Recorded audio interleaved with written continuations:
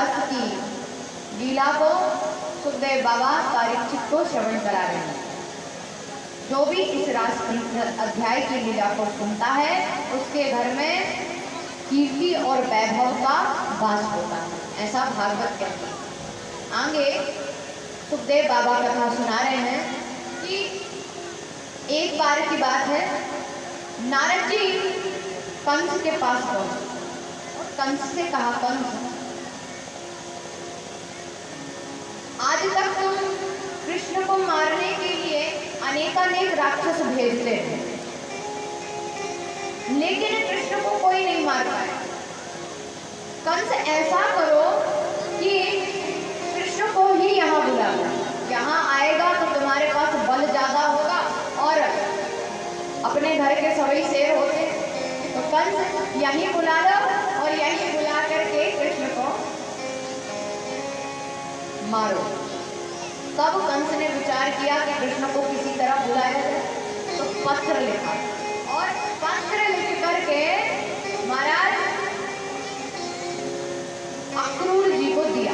अक्रूर जी ने पत्र जैसे ही पढ़ा तो अक्रूर जी कहने लगे, वाह इतना बड़ा राक्षस कंस आज पत्र में कृष्ण को प्रिय कह करके बुला रहा है, जरूर दाल में कुछ काला है। ये कृष्ण को बुला रहा है, वैसे तो काला काला कहता है, कन्हैया को आज बड़ा प्रेम आ रहा है, प्रिय भांजे प्रिय कृष्ण कह करके बुला रहा है। अभिनंदन पत्र दिया, न्योता दिया। अक्रूर जी महाराज न्योता लेकर के नंद महल में पहुंचे, न्योता पढ़ करके सुनाया, पत्र पढ़ करके सुनाया। अब कृष्ण और बलराम के साथ नंद बाबा भी आने के लिए तैयार हैं। जब कृष्ण भगवान, नंद बाबा, बलराम तैयार हो गए तो ग्वालों ने कहा, कन्हैया आज तक हमने तुझे कभी अपने से दूर नहीं जाने दिया, इसीलिए यदि तू जा रहा है तो हम भी तुम्हारे साथ चलेंगे। तो ग्वाल वाल भी सब तैयार हैं, लेकिन गोपियों के मन में बात आ गई कि अब कन्हैया हमको छोड़ करके जा रहे हैं। बार बार कन्हैया गोपियों को समझाते हैं, गोपी आज जाएंगे, कल रुकेंगे और परसों वापस आ जाएंगे। लेकिन राधा रानी मन में विचार कर रही हैं कि परसों की कह करके कन्हैया बरसों तक नहीं लौटेंगे।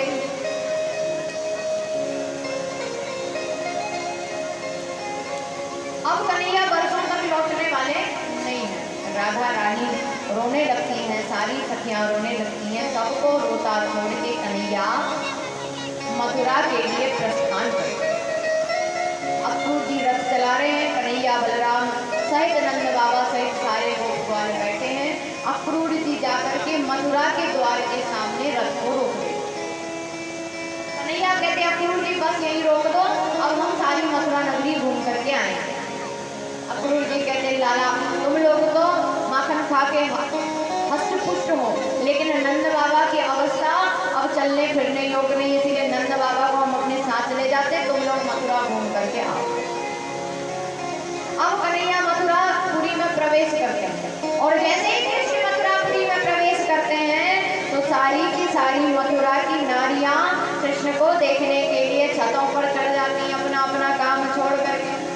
सारी नारियां अपना अपना काम छोड़ के छतों पर चढ़ जाती हैं कृष्ण को देखने। एक कहती देख तो सकी ये वही लाला है जिसने पूतना को मार दियो, तो देख सकी ये वही लाला है, जाने गोवर्धन को अपने नट पर धारण कर लियो तो, और तृतीया से नौवीं तक गोवर्धन उठाए रखो। अरे सखी जो जय लाला है जिन्हें बकासुर आगासुर वृत्तासुर को मार दियो, तो जा लाला के बड़े बड़े चर्चा सुने, आज तो जा लाला ने हमको दर्शन भी दे दिए।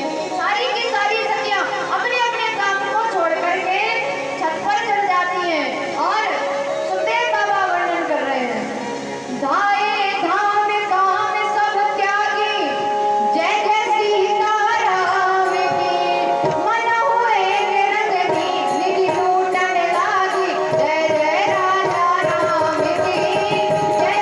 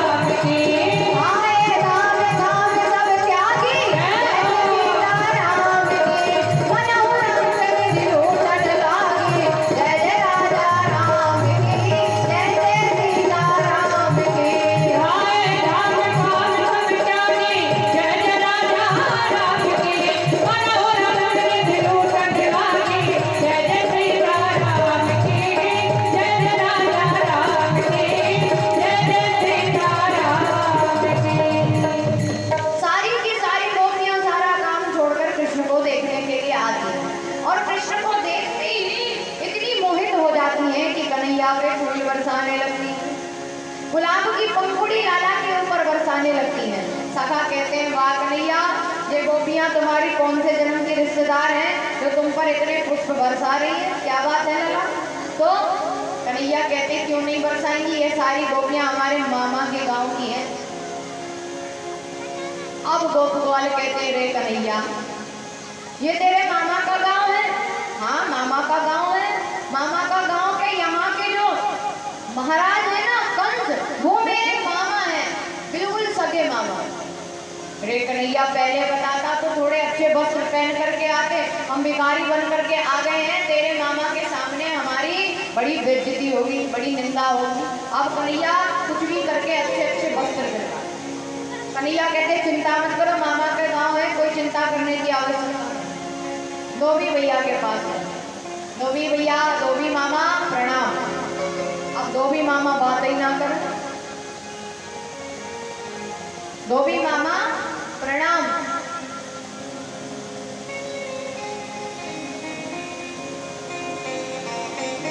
धोबी मामा बात ही ना करे। धोबी मामा ने पीछे पलट के देखा। धोबी मामा ने कहा क्या काम है? कहा मामा जी हम आपके भांजे हैं, प्रणाम। धोबी मामा ने कहा जान न पहचान, हम तुम्हारे मेहमान, कहाँ से आ गए तुम हमारे भांजे? तो कन्हैया ने कहा धोबी मामा यहाँ के जो राजा है ना कंस, वो मेरे मामा हैं, और मामा के गांव के सब मामा। धोबी मामा कहते ऐसे कोई भी रिश्ता बना लोगे, हम कोई मामा मामा नहीं है, और जो कंस को तुम मामा मामा कर रहे हो ना, उसे तुम्हें मारने के लिए बुलाया, पता तुम्हें? कन्हैया कहते वो हमारी और मामा की आपस की लड़ाई है, तुम एक काम करो जल्दी से वस्त्र निकालो गोप ग्वालों को। धोबी मामा ने कहा वाह ग्वालो, गाय चराने वालों, कभी वस्त्र राजस्वी वस्त्र देखे भी हैं जो पहनने की बात करते हो? कन्हैया को लगा वाह इन्होंने तो गोप ग्वालों के सामने हमारी इज्जत को तार तार कर दी, जितनी हमने बना कर रखी थी सब धो डाली। कन्हैया ने कहा देते हो कि नहीं? कहा बिल्कुल नहीं देंगे, ये हमारे महाराज जी के कपड़े हैं, ये हमारे महाराज जी के वस्त्र, हम कैसे तुम्हें दे दें? कन्हैया ने कहा दोगे कि नहीं? कहा नहीं देंगे। तो कन्हैया ने एक हाथ अपना चलाया और धोबी भैया की गर्दन पर रखा, और जो हाथ का प्रहार किया तो गर्दन उस तरफ धड़ से निकलकर अलग अलग हो गई। अब वहां पर जो आसपास के लोग खड़े थे वो कहने लगे वाह जालाला के तो हाथ ही में तलवार फेंक, सीधा जो प्रहार किया तो धड़ अलग, मुंडी अलग, सिर अलग, धड़ अलग। अब तो भैया सब डरने लगे एकदम कन्हैया से। सबने प्रणाम किया, कन्हैया के बल को देखकर सब प्रणाम करने लगे। कन्हैया ने सबको प्रणाम किया, कपड़े उठाए, वस्त्र उठाए, ग्वाल वालों को पहना दिया। ग्वाल वाले वस्त्र पहनकर बड़े प्रसन्न हो गए, लेकिन जब थोड़े आगे बढ़े तो ग्वाल वाले कहने लगे कन्हैया जैसे अच्छे तो हम पहले ही थे, अब तो ऐसा लग रहा है कि हम सारी मथुरापुरी के सफाई कर्मचारी बन करके खड़े हो गए। जब जहाँ से हम निकलते हैं वहाँ पीछे से सारी रास्ताएं साफ हो जाती हैं। ये कपड़े बिल्कुल फिटिंग के नहीं है कन्हैया, अच्छे नहीं लग रहे हो। तो कन्हैया कहते एक काम करो चिंता मत करो, आगे दर्जी भैया मिलेंगे उनसे सिलवा लेंगे। अब दर्जी भैया की दुकान आई, कन्हैया पहुंचे। जैसे ही कन्हैया पहुंचे दर्जी भैया ने तो मानो साष्टांग प्रणाम कर लिया, क्योंकि धोबी भैया का हाल देख लिया। तो जैसे ही साष्टांग प्रणाम किया कन्हैया ने कहा ठीक है एक काम करो जल्दी से इनके कपड़े फिटिंग के कर दो, सिल दो। दर्जी भैया ने फटाफट सबके कपड़े सिले। तो गोप ग्वाल कहने लगे कन्हैया दर्जी भैया ने कपड़े सिले, तुम्हारी बात मानी, इनको भी कुछ उपहार दे दो। दर्जी भैया कहने लगे बस कन्हैया जो धोबी को दिया वो मत देना, बस हम प्रसन्न हैं। कन्हैया ने कहा ऐसे कैसे नहीं देना, हम तुम्हें आशीर्वाद देते हैं कि तुम दिन दुगना रात चौगुना कमाओ, और वास्तव में बिल्कुल सच बात है। कलयुग में कपड़ा 400 का और सिलाई लगती 800, कपड़े से महंगी है सिलाई। तो दर्जी भैया के तो भाग्य एकदम चमक गए। आगे माली भैया मिले, माली भैया ने माला पहना। अब तो गोप ग्वाल बड़े प्रसन्न हैं, लेकिन कहने लगे रे कन्हैया जब तक ब्रजवासियों के मस्तक पर थापकता हुआ चंदन ना लगे तब तक ब्रजवासियों को आनंद ना आए। यदि कोई चंदन लगाने वाली मिल जाती तो आनंद आ जाता। उतने में ही वहां से सैरंद्री निकल गई, सैरंद्री नाम की युवती। उपजा कुपजा कह करके सारे मथुरा के लोग उसे चिढ़ा, क्योंकि 3 जगह से टेढ़ी थी, तो कुब्जा कहते थे, नाम था सैरंद्री। अब सैरंद्री को कन्हैया ने बुलाया, अरे सुंदरी तनी कितने तो आ। सैरंद्री ने पलट कर देखा, कहा रे लाला मेरो नाम सैरंद्री है, सुंदरी ना है।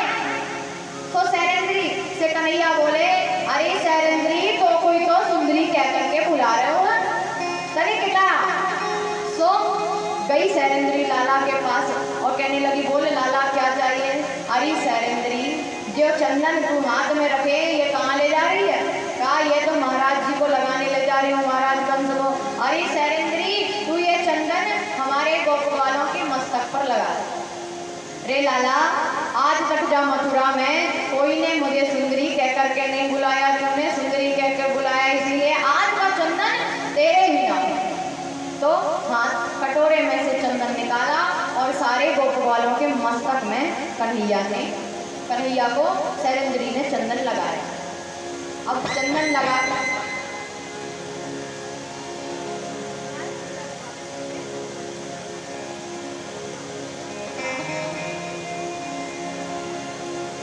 चंदन लगाया।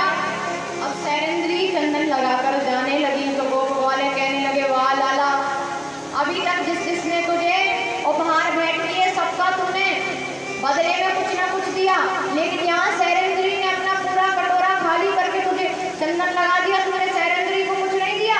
वाह लाला फिरी को चंदन घिसवेरे नंदन, फिरी फोकट का पाके बड़ा प्रसन्न हो रहा है, सैरंद्री को भी कुछ भेंट कर। लाला ने सैरंद्री को रोका, रही सुंदरी रुक जरा।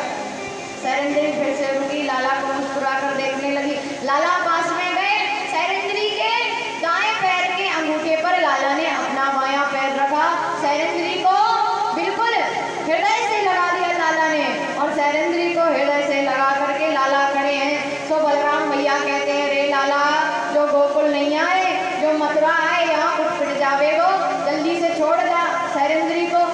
सो गोप वाले कह रहे हैं, बलदाओ भैया चिंता मत करो, बिल्कुल पक्की जोड़ी बनी है, जो भी 3 जगह से टेढ़ो वहाँ भी 3 जगह से। हमारे लाला की और सैरंद्री की पक्की जोड़ बनी। इतना कहा ही कहा, गोप वाले हंस ही रहे थे ताली बजा बजा के कि भगवान ने अपने अंगूठे में बल बढ़ाया और बल बढ़ा के जो एक झटका मारा तो सैरंद्री सुंदरी बनकर खड़ी हो गई। और ये बात भगवान की जय हो।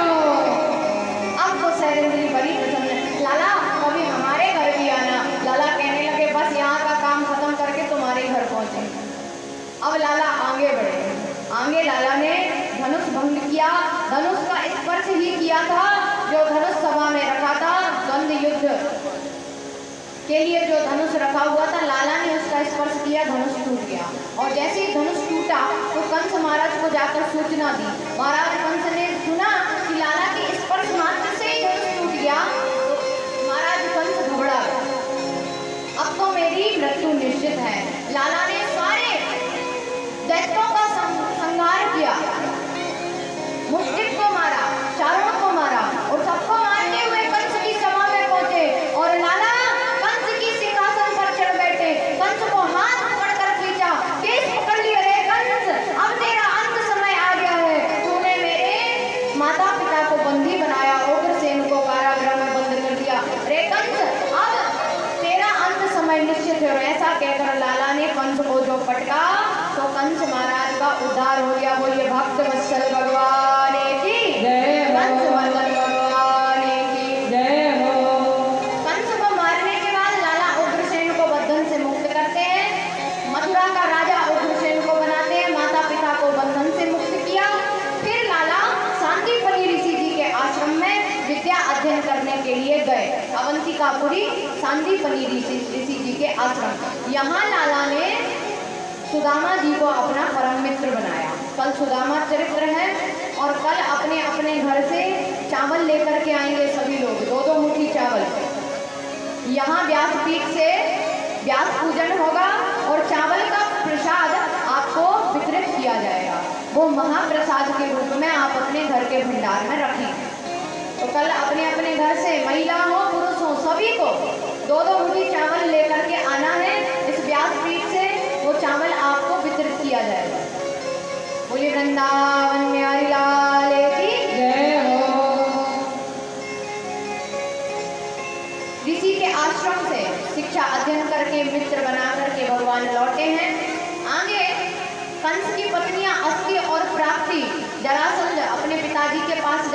शिकायत लगाती है। जरासंध 17 बार सेना का आक्रमण, सेना को लेकर भगवान के ऊपर आक्रमण करते हैं। भगवान सारी सेना को समाप्त करके जरासंध को छोड़ देते हैं। 18वीं बार भगवान के ऊपर आक्रमण किया जाता है और काल्यवन सेनापति बनकर के भगवान के ऊपर आक्रमण करता है। भगवान रण छोड़कर एक गुफा में घुस जाते हैं। उस गुफा में मुचकुंद ऋषि सोए हुए होते हैं। भगवान अपना पीताम्बर मुचकुंद ऋषि के ऊपर उड़ाते हैं और मुचकुंद ऋषि को भगवान कृष्ण समझकर काल्यवन चरण से प्रहार करता है। मुचकुंद ऋषि नेत्र खोलते हैं और काल्यवन भस्म हो जाता है। बोलिए भक्त वत्सल भगवान की जय, मुचकुंद जी महाराज की जय हो। कन्हैया का नाम पड़ जाता है रणछोड़ी। बोलिए रणछोड़ दास भगवान की जय हो। आगे जाकर के भगवान समुद्र देवता से प्रार्थना करते हैं और समुद्र देवता भगवान को जगह देते हैं और भगवान उसमें सुंदर द्वारिकापुरी का निर्माण करते हैं। आगे श्री कृष्ण भगवान द्वारिकापुरी के राजा बनते हैं। नाम पड़ जाता है द्वारिकाधीश। बोलिए द्वारिकाधीश भगवान की जय हो। 11 वर्ष की अवस्था तक कन्हैया वृंदावन में रहे और वृंदावन को छोड़ दिया, मथुरा आ गए। 11 वर्ष में मथुरा आए, कंस को मारा। 14 वर्ष तक मथुरा में रहे और फिर 25 वर्ष की अवस्था में भगवान द्वारिकाधीश, अब द्वारिकापुरी में द्वारिकाधीश बन करके बैठे हैं। भगवान ने बलदाऊ भैया का विवाह महाराज रेवत की पुत्री रेवती के साथ करवाया। अब कन्हैया की विवाह की बारी। परीक्षित पूछते हैं महाराज भगवान का पहला विवाह कैसे हुआ? तब सुखदेव जी महाराज वर्णन करते हैं कि प्रभु का पहला विवाह राक्षस विधि से हुआ। ध्यान दीजिए, प्रभु का पहला विवाह राक्षस विधि से हुआ, राक्षसेन विधानेन। अब ये राक्षस विधि कौन सी है? विवाह की 4 विधियां बताई गई हैं पुराण में। चारों विधि आपको विस्तार से कल सुनाएंगे। अभी हमको विवाह करना है भगवान का और कथा को विराम भी करना है। कल सुदामा चरित्र भी है और सभी लोग आनंद से सुदामा चरित्र को श्रवण करेंगे, क्योंकि जो 7 दिनों तक कथा नहीं सुन पाता और आखिरी दिन 7वें दिन कथा को सुन लेता है, सुदामा चरित्र को सुन लेता है, उसे पूरे 7 दिन की कथा का लाभ प्राप्त होता है। बोलिए वृंदावन में आई लाल की जय हो। विदर्भ देश के राजा भीष्म की एक बेटी जिनका नाम था रुक्मणी।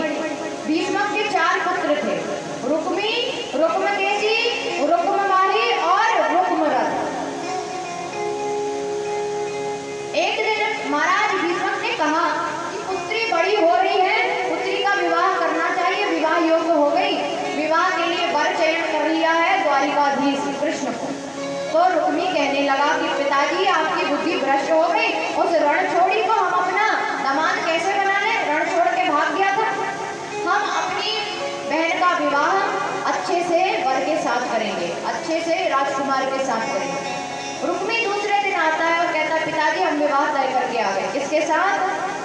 दाम घोष के पुत्र शिशुपाल सिंधु नरेश के साथ। अब जैसे ही शिशुपाल का नाम रुक्मणी जी ने सुना तो रुक्मणी जी तो एकदम क्रोधित हो गई। रुक्मणी जी कहने लगी कि मैंने तो बाल्यकाल से ही कृष्ण को प्रेम किया है, कृष्ण को अपना पति माना है, मैं कैसे दूसरे से विवाह करूं? और जाकर अपनी भाभी माँ को सारी बात बताई। भाभी ने कहा रोने से काम नहीं चलेगा, बुद्धि से काम होगा। गुरु के पास पहुंचे, गुरु जी ने कहा पत्र लिखो। पत्र लिखकर द्वारिकाधीश के पास पहुंचे, पत्र पढ़ करके सुनाया है और द्वारिकाधीश कहने लगे चिंता मत करो, हम जिस समय तुम गौरी पूजन करने के लिए जाओगी रुक्मणी, उस समय तुमको हरण करके ले जाएंगे। ऐसा ही हुआ, रुक्मणी जी गौरी पूजन के लिए गई। आइए भगवान के विवाह का मानसिक दर्शन करते हैं, भगवान का विवाह कैसे हुआ। रुक्मणी जी गौरी पूजन के लिए जाती हैं।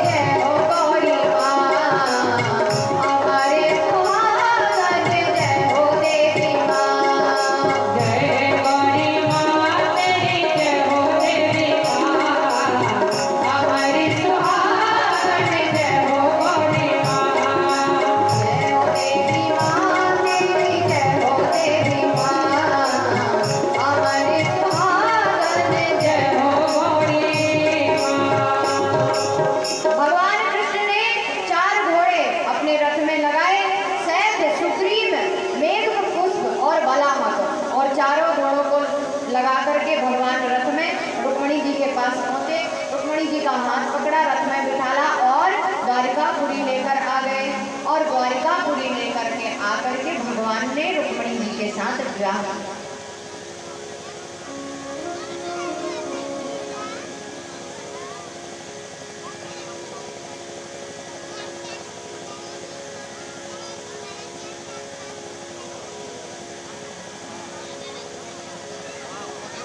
बोलिए वृंदावन बिहारी लाल की। हमारे पटना से हमारे दयाराम भैया जी, कमलेश पटेल एवं कमल पटेल और हमारे भैया जी महेश पटेल आए हैं। मेरा उनसे अनुरोध है कृपया मंच पर आए और हमारी देवी जी को पगड़ी पहनाकर उनका स्वागत करें। बोलिए वृंदावन बिहारी लाल